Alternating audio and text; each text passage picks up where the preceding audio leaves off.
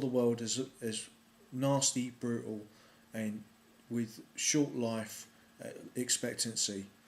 He saw that without a strong monarchy, there would be no rule of law and very little order in this world. So he saw the authority of the monarchy as as essential. But Oliver Cromwell, many years before um, Thomas Paine in the English Civil War, and the Levellers, who were particularly important and inspiring for the US Constitution, saw that the monarchy had become a tyranny.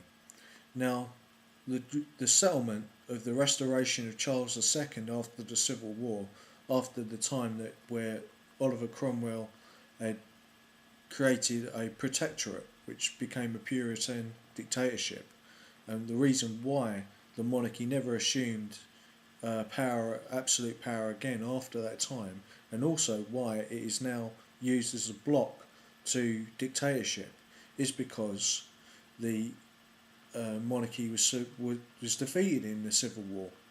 This is perhaps not as well known as today when we have a monarchy, but they were utterly defeated.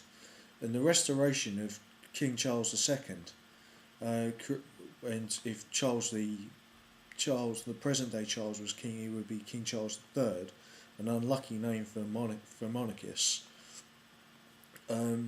would be shown to be a constitutional monarchy. Now, the constitutional monarchy model is developed has been developed in Scandinavia, in England, but in our PR, our public relations, we tend to show off the monarchy far more than they do, and also in Holland as well, where the monarch can be seen bicycling around town. Is that the kind of monarchy that we want? A low-profile monarchy, one that respects the Crown Republic principle that we have. Um, Thomas Hobbes called the uh, the system of governance in his correspondence between the Thomas Paine, and he did Thomas Hobbes did respect the American Revolution because he had said that the Parliament had overstepped its jurisdiction in the American colonies by imposing taxes without the Americans having a vote, in his view. But he said that the French Revolution, which happened after the American Revolution, was was done in such a way as to make it illegitimate because of the Robespierre terror. Now, what does this have to do with the royal wedding? Well, the royal wedding will decide who is going to be the future head of state of England. Our constitutional monarchy is a model for the Middle East, which is emerging in the Gulf as democratic forces sweep through, and it is also important for the future of England that we understand the role of the monarchy in our constitution. I personally was an ardent Republican, but I can see the reason for the monarchy existing as a block to dictatorship. This royal wedding is particularly important because Kate Middleton is a commoner. William Windsor, or William Saxburg-Gotha, as his real name is marrying a commoner. This is a major event for the royal family, that they're bringing in new blood and not blue blood to their family. Kate Middleton's people came from working class stock in the coal mines of the northeast, and her cousin still runs a fish and chip shop there. So this is a departure from tradition.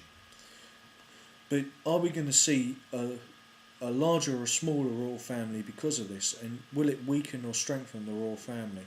This is an important aspect to look at. And will it strengthen the power of the royal family vis-a-vis the Parliament? Well, Parliament is certainly going to foot the bill for this wedding, and it may cost over £1 billion. It costs at least £20 million just for the security costs. And what will the bill be when all checks are balanced with the arrival of tourists and the tourist dollar, will be an interesting thing for economists like or people with an economist background like myself to look at. But it is parochial to most people's view of the wedding. It's a good time to have a good celebration of Britishness, because you could be a patriot if you're a Republican, or a patriot if you're a monarchist. But you can only really set the country above the monarchy, and that's what we should have. We should have an army that and politicians and the monarchy all swear allegiance to the Constitution, which the Queen or a President of England might be head of state. At the same time, if you've listened to my other video, part of the other video, we will also have a situation where the head of state is of England, the Queen or President of England in the future, will have to also be part of the EU, and we already have an EU president, Herman Van Rompuy, at present, and also Barroso, who is head of the European Commission. So there's a duality, just like in our constitution, between the Prime Minister who runs things and the head of state in the European Union and in our constitution. This is no mistake, because Lord Mackenzie, a Conservative peer, wrote the Human Rights Act and much of the European legislation. It all boils down to who runs this place, and I would say it's the university system that runs this place, because they are the ones who educated both the royals, the parliamentarians, the business people, and everyone else into the way of thinking and training that they trained in. And so, more or less, the monarchy does what it's told, and the army is there to make sure that anyone who does break the Constitution is stopped. So, I hope you've enjoyed this series, and I'll see you later. Thank you for listening. Peace, and England forever. Shoot, shoot, shoot, shoot, shoot, shoot, shoot, shoot, shoot, shoot, shoot, shoot, shoot,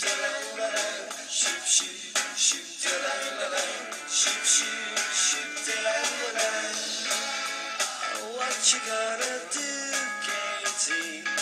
You're a sweet, sweet girl, but it's a cruel, cruel world, cruel, cruel world. My pins are none too strong, Katie. Hurry up, Mrs. Brown.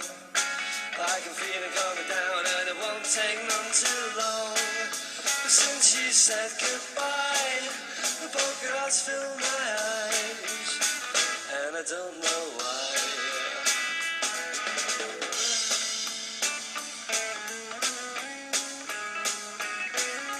Music courtesy of the Libertines there. Kay, what are you going to do as Queen of England? Thanks for listening. Bye.